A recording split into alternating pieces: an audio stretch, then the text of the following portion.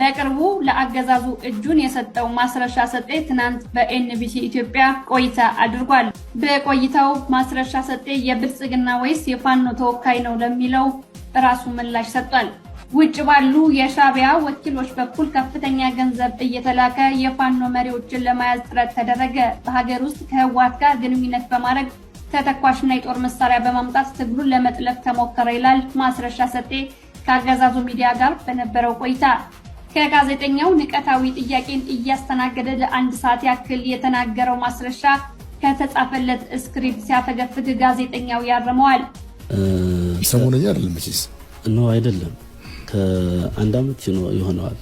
ከዛም ትንሽ ፎቅ የሚል ይመስለኛል። ምክንያቱም አፋሕድ ውስጥ ከሻዕቢያና ከህወሓት ጋር በመስራትና ባለመስራት ምክንያት ጸብ ውስጥ ገባን ይላል።